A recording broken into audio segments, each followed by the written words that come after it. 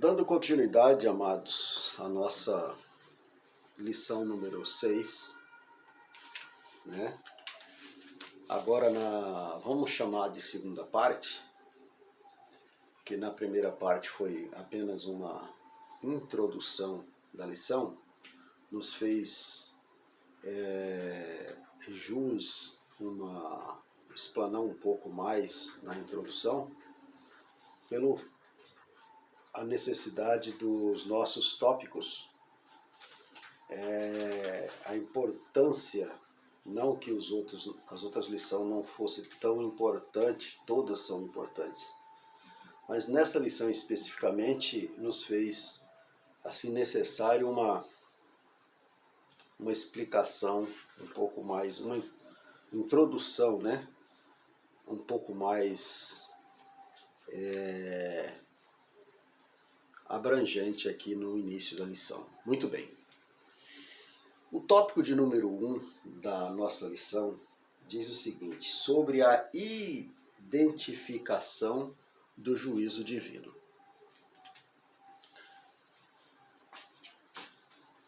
Nessa identificação do juízo divino,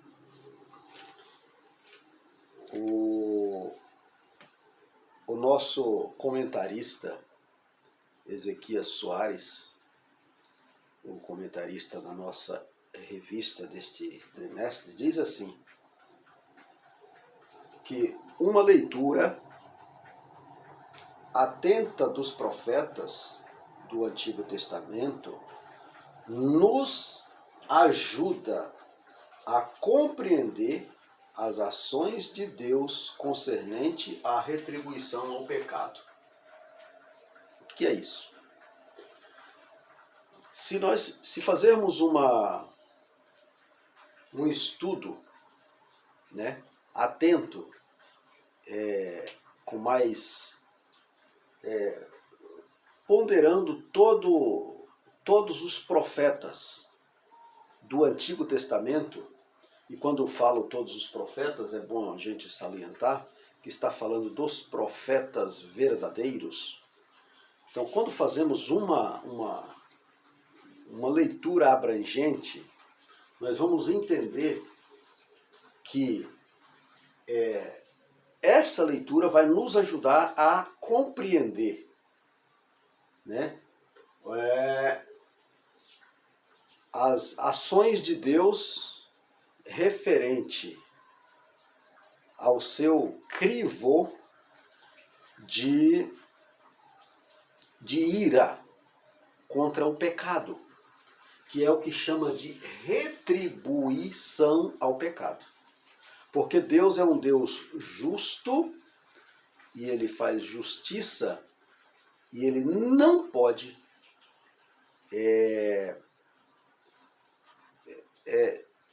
fazer com que o injusto pague pelo justo, ou o justo pelo injusto. Então, Ele, no crivo de Deus, a retribuição ao pecador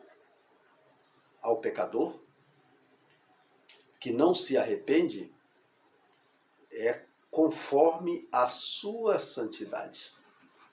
Por isso, devemos estudar, porque todos os profetas do Antigo Testamento, os profetas verdadeiros, repito, eles trazem um entendimento contra o pecado, contra as leis que nos afastam de Deus, né? Todos eles trazem revelações, ensinamentos escatológicos, e aqui no livro de Ezequiel não é diferente. Muito bem?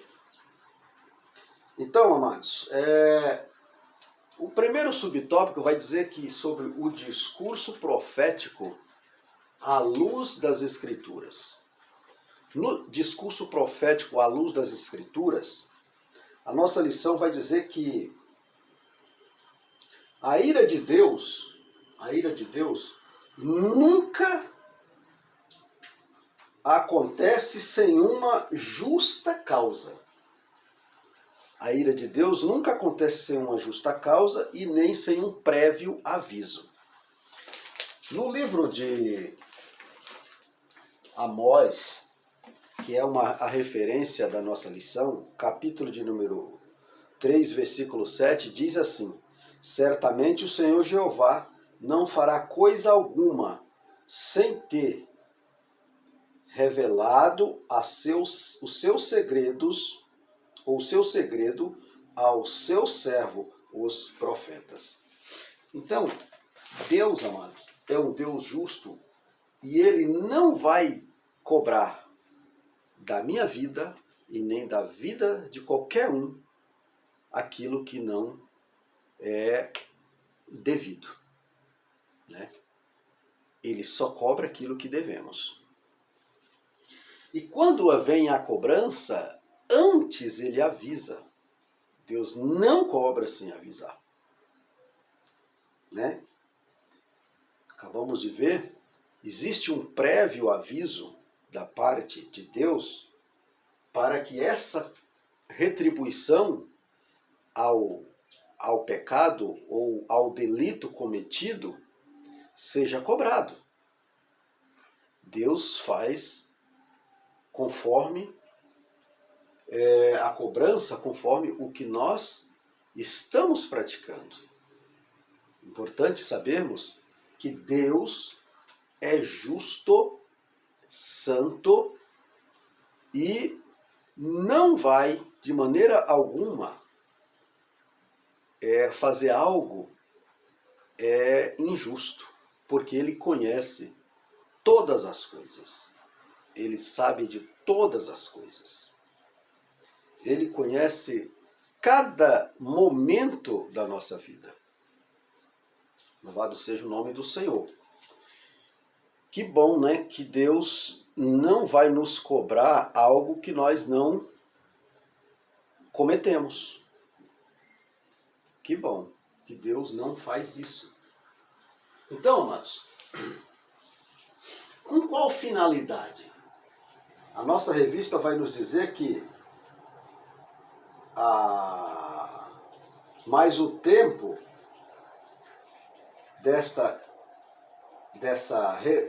oportunidade já havia espirrado para Jerusalém. Então, Jerusalém estava passando por algumas situações de abomináveis a Deus, como já vimos em algumas lições passadas, ao ponto de ter passado dos limites. Por esse motivo, se fazia necessário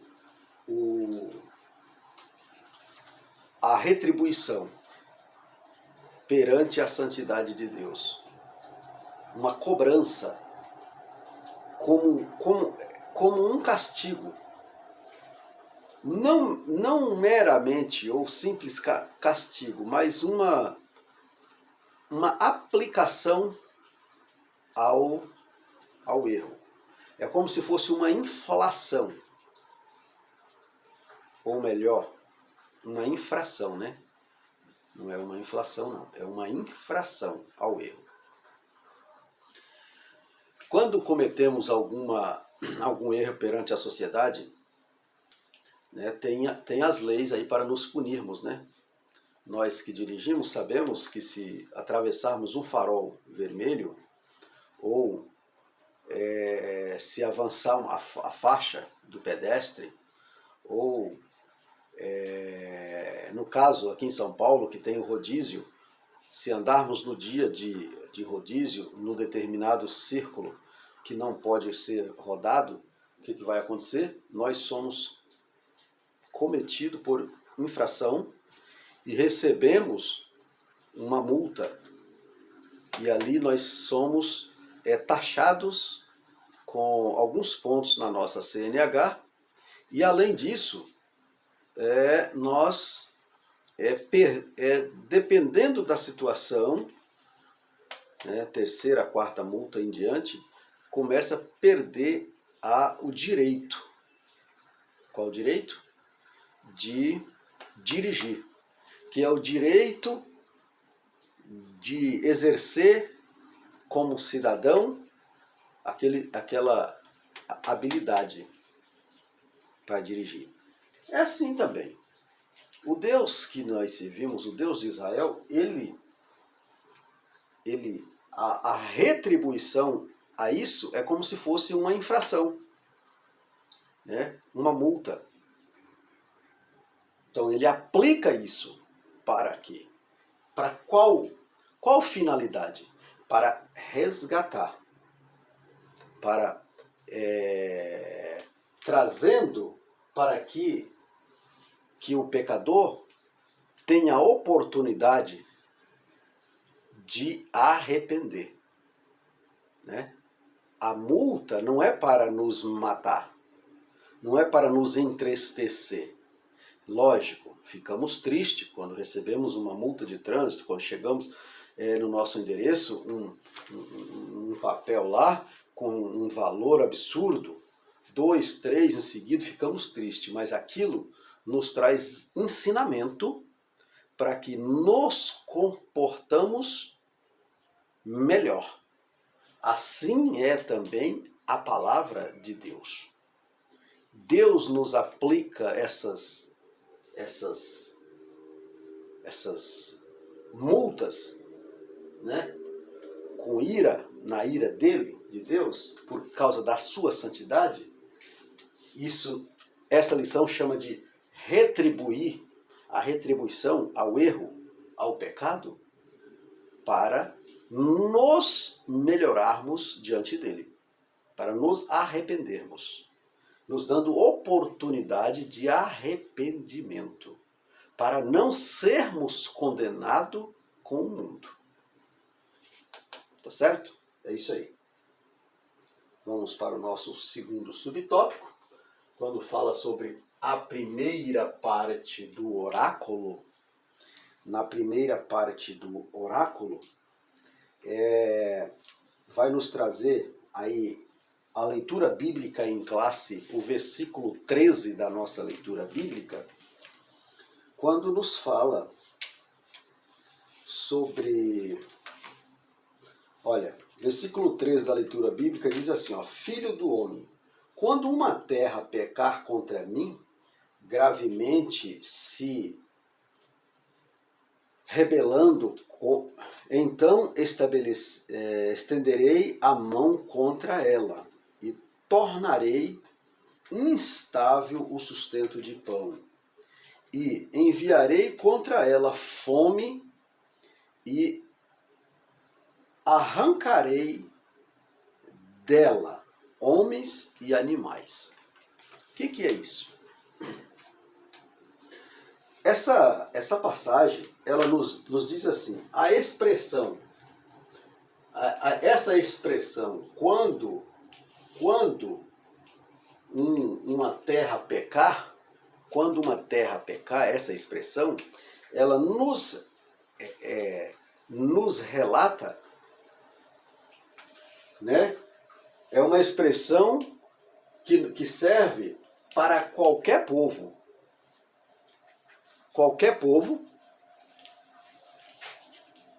qualquer lugar e em qualquer época. Não é simplesmente uma terra, mas é um povo, uma nação, num determinado lugar, em qualquer época. Percebe a profundidade escatológica deste versículo de Ezequiel, do capítulo que nós lemos na nossa leitura bíblica em classe, né? É o capítulo de 14, no versículo 13. Pois é. Então, meus amados, a vontade de Deus é abençoar. A vontade de Deus é abençoar o seu povo, restaurar a humanidade, né? Mas como ajudar? A leitura pergunta para a gente como Deus pode ajudar quem não se ajuda, né? Como? Por quê? Não é, a salvação não é de graça, mas não é de graça. É de graça porque é pela graça de Deus somos salvos. Mas existe condição. Existe condição. A próxima aula vai tratar de responsabilidade. Essa responsabilidade vai trazer uma situação na qual é individual, é pessoal, para alcançar essa salvação. Tá certo, amados? Muito bem. Aí vai nos dizer, existem inúmeras formas de Deus castigar, e eu particularmente retiraria essa palavra castigo, mas maneira de Deus irar-se, cobrar, multar um pecador. Então existem inúmeras maneiras de Deus fazer isso. Cobrar um desobediente, né, que se recusa a ouvir sua palavra. Existe. Deus faz isso de várias maneiras. Aí a lição nos traz, no capítulo 4 de Ezequiel, e o versículo 13 também, nos diz que Deus pode fazer o seguinte, capítulo 4 e o versículo de número 16, diz assim, ó. Diz assim, então me diz, filho do homem, eis que eu torno instável o sustento de pão em Jerusalém, e comerão o pão por peso e com desgosto, e água beberão por medida e com espanto. Ainda irei ler no capítulo 5, versículo 16 também de Ezequiel. Diz assim, olha, quando eu enviar as terríveis flechas da fome contra eles para sua destruição, então aumentarei a fome sobre vós e tornarei instável o sustento de pão. O que é isso? Deus está falando, né, para Ezequiel sobre o cerco que foi montado, foi colocado contra Jerusalém por causa da rebeldia do povo. Aí Deus levanta uma nação, a Babilônia, nós já passamos por essa lição, onde traz, Deus está aqui como uma ameaça, dizendo que a rebelião, aquela situação instável do povo diante de Deus, trazia Deus a uma situação na qual eles seriam punidos, porque se ele, Deus, fechar a porta ou enviar a fome, a peste, nada eles poderiam fazer. Aí ele vai dizer na nossa lição, ele vai dizer que ele traz, ó, ele traz uma situação, né, que ele torna-se instável o sustento de pão. O que é instável? É uma instabilidade na qual eu não consigo programar. Por quê? Porque o meu dinheiro vai ser curto e eu posso hoje comprar e amanhã posso não conseguir comprar com o que eu comprava um dia antes. Então, aqui está dizendo o seguinte, olha, essa instabilidade nos traz uma situação em que, por causa da rebeldia, Deus cria situações na qual eu fico instável, de maneira que eu preciso mudar a minha rotina de vida para conseguir sobreviver. Vamos, no próximo subtópico, a gente vai explicar isso melhor. Aqui no próximo subtópico. Mas vamos lá. Ainda ele diz assim, como? Como isso é feito?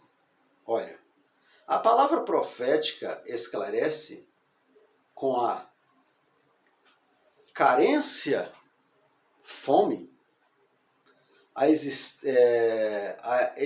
o extermínio de seus moradores e até de animais. Então, Deus pode enviar fome, né, morte dos moradores desta região e até de animais, trazendo uma instabilidade global para aquela nação, para aquele povo ou para aquele lugar, né? Como isso? Por que disso? Por causa da rebeldia, por causa dos atos, das ações praticadas pelo povo. Muito bem. Por isso, repito, quando a Bíblia diz que quando um justo governa, o povo se alegra, é nesse sentido. Tá? Porque quando um justo governa, o povo se alegra porque o justo irá praticar justiça e Deus agrada da justiça. E aí o povo fica feliz. Tá certo? Aí o povo fica feliz. Trata-se de uma grande crise econômica, e aí nós vamos já entrar no subtópico, uma grande crise econômica nacional que chamamos de recessão financeira. Tá vendo? Pois é.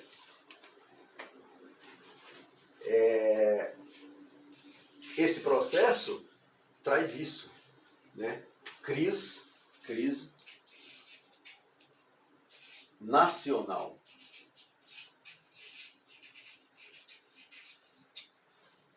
Gerando recessão.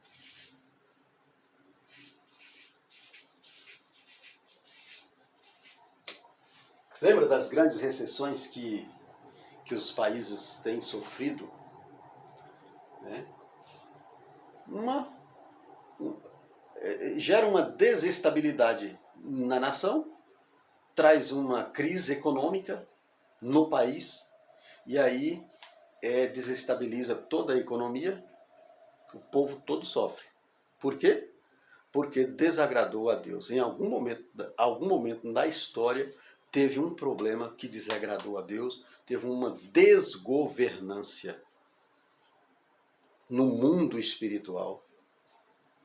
E aí Deus aplica as suas sanções.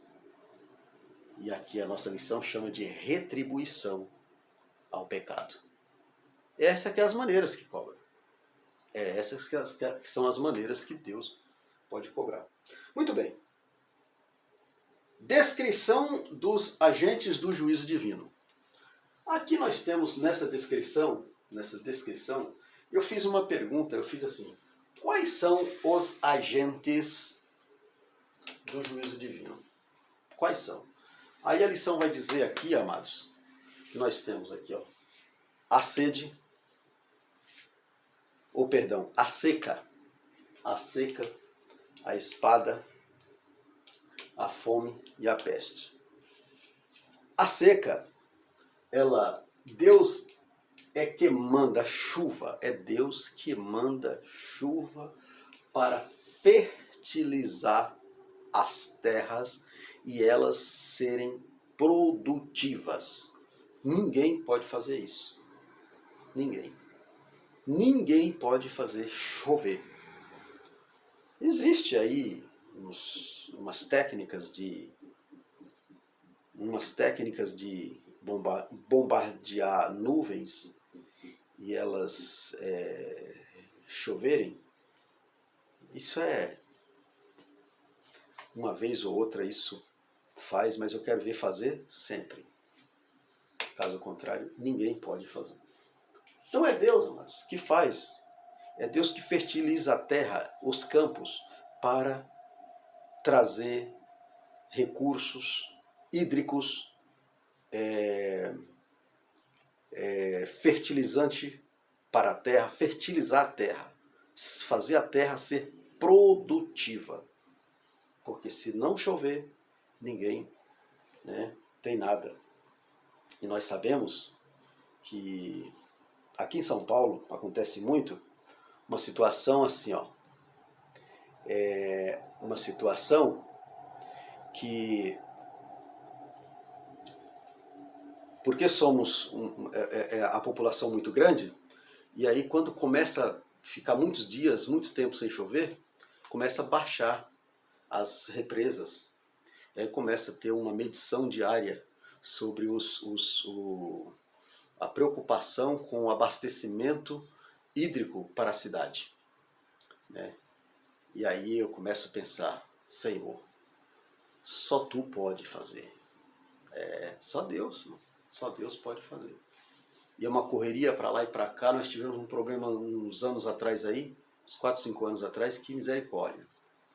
O pessoal ficou com medo de secar tudo, porque estava caminhando para isso. Mas o Deus de Israel manda chuva. E assim é feito. Porque só Ele pode fazer, né? A espada. Essa linguagem é figurada para designar guerras, também resultado em fome. Então, a espada, como figura, guerra é uma ferramenta, é um agente do juízo de Deus. Usar a espada, usar a arma, a guerra. Estamos vendo lá fora agora o que está acontecendo, né? A Rússia contra, né, a Ucrânia. Nós sabemos o que está acontecendo. E isso tem gerado uma desestabilidade econômica em todo o mundo. O nosso país, principalmente, tem sofrido com isso. Por quê? Porque desestabiliza a economia. Os produtos começam a ficar caros. Está aqui em Ezequiel. Isso é escatologia. Foi falado lá em Ezequiel.